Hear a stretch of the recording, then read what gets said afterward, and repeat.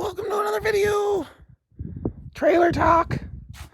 So, started welding. It was rainy for a few days. But that's the start of the water hauler. And actually learned something about my welder I did not know about.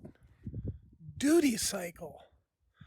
The way my welder is set up currently, it's only okay to be welding 3 minutes out of every 10. That's 3 on, 7 off. So I actually started welding in a completely different way when I have a lot of welding to do instead of just going and welding now. I always wondered why people welded like this. Well, they do just a zap. They make a little coin or whatever you call it. And then they stop and then they move and then they zap. Because if you do it like that, you can literally just keep doing that indefinitely. But if you just go, then you basically have to stop most of the time, right? So I actually changed the way I weld now on this job. Okay. Oh, nice. So this thing is almost clear of everything that it needs to be clear of. I did a little grinding, but you can see how this is going to come together. I'm just going to put a flat bar in here. I got to cut this down. That's going to be a fun cut all the way across. But then what will support these bottoms is the racks. So it's not that bent. The more I get off the trailer, the less bent it is. So I might have a little just right down here. I'm just debating whether I'm going to try to bend it at all because it's so minor. It's almost indistinguishable, but it has just a little bow to it. I know how to fix it now, which is not a big deal actually, but there's more than one way to fix it. So you either put chains and a jack and you pull it back into shape, but I also think just putting the thing I want to weld on the side and then just pulling it to that might work as well, or maybe a little of both. I don't know. That's where I'm at now. I actually got sold the 5-inch cutting disc. I might have told that already, right? So it's the end of the month. Now I ordered a 5-inch grinder to work with those cutoff discs that I just bought. Well, what I really need is, and I don't even know, I think it's just called a cutoff saw.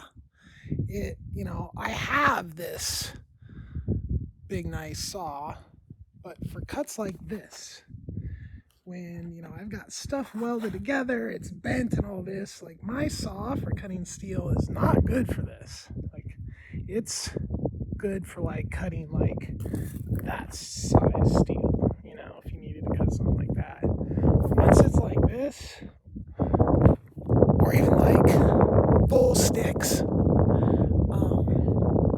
this cutoff saw I gotta pick up.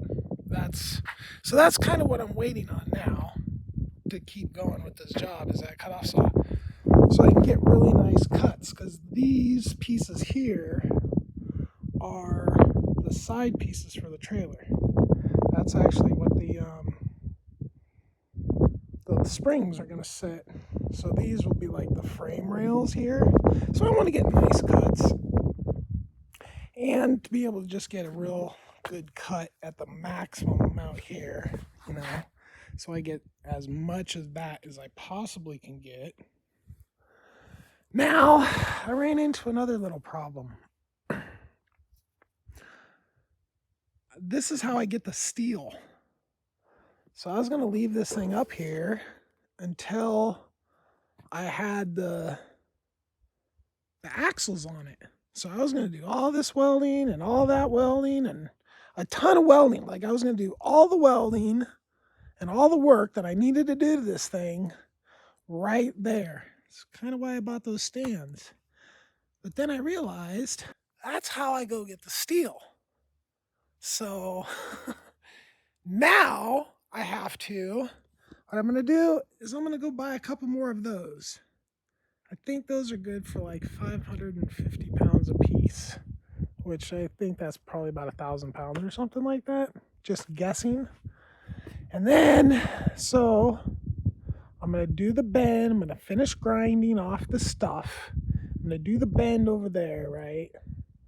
I'm going to get this trailer all done and out of the way. And then I'm going to set those up. Boom, 4 of those. And then I'm going to put this on top of that.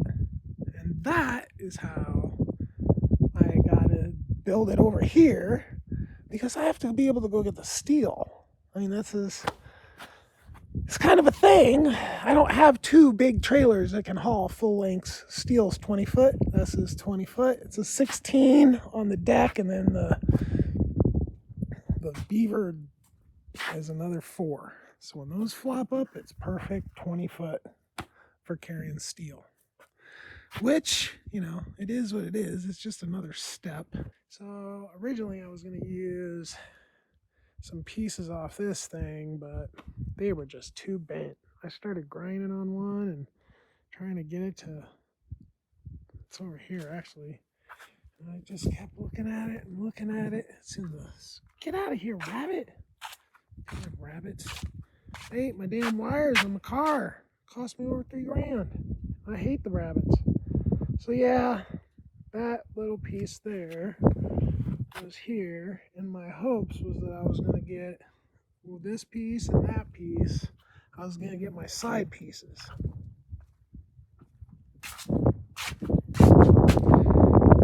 Well,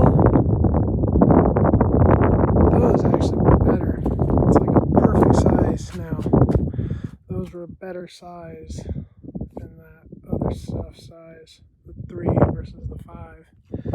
So it now actually works out to where it's perfect. So I just need to put the whatever that thing's called. I gotta cut that in half and put it on here, and then fab something to be in the back. I don't know. I thought about beating that out a little bit and using that, but I'll probably just go to Home Depot and get a little bit of that gauge, because they got it. And that'll be like a little bit that I have to buy for this on top of the hanging stuff and bolts, but not much. And I think it's super strong. You know, you got this, and there's actually a little bow to it, the way you want it to bow, because this is actually the bottom, right? So you got that all super good welded, right? Totally had to learn how to weld again, basically, kinda, because I had to weld differently, because I didn't realize there was this thing called duty cycle on that welder, on all welders, I guess. So then I have this cross beam here that ties this whole thing together. Like, this is not going to be able to go separate, because there's another one that I got to put here, okay? And then once I flip it, I got those 2 that are going to be in the front, right? And then that is what holds the sides. So the IBC sits between that and those. Where on my unit, it's surrounded by that stuff. But that's only because of the size of the axle. That axle, it would have cost me a lot more money to get it perfect size, so it was just like the size they had. I'm sizing this axle myself, so it'll be perfect size. So yeah, things are going good. I got the big grinder now, and I was able to cut that stuff off so fast. I mean, it just gets down underneath that stuff. The extra ½ inch makes all the difference. So I still have that other side. It's kind of a pain. I think I'm just wait to do it until I get it off here. I was thinking about buying a couple more of those and putting that on those, and I'm like, I don't know. Like, is that gonna be freaking? Are those gonna be strong enough? Like, it's sketchy. So I think I'm just gonna use my jack stands and break my back, I guess, just having it low. I don't really have a lot of options. I wish I had tall jack stands, but those are so expensive. I've spent so much money on tools on this job already. That's not complaining. That's my favorite part. Hee hee hee. I got this stuff all ground out, and then it rained. It wasn't scheduled in the rain, and it rained quite a bit. So the concept here is those little arms that hold this end up so that thing can move, right? It raises that side 3 inches higher than this side, so it tilts that whole thing forward. So I'm pulling it out by an inch and a half, so it balances it a little bit better. That's the concept there. I got these all converted over, so they match, which is nice. It will be the same looking hub on, or whatever that thing's called, on both sides. They are brake hubs with no brakes, so I need to grease them before I'm done, but I did that and got them all hooked up, so they're ready to be cut now. Once I get all this stuff reground and welded up so I can get the proper measurements. That's what I'm doing now.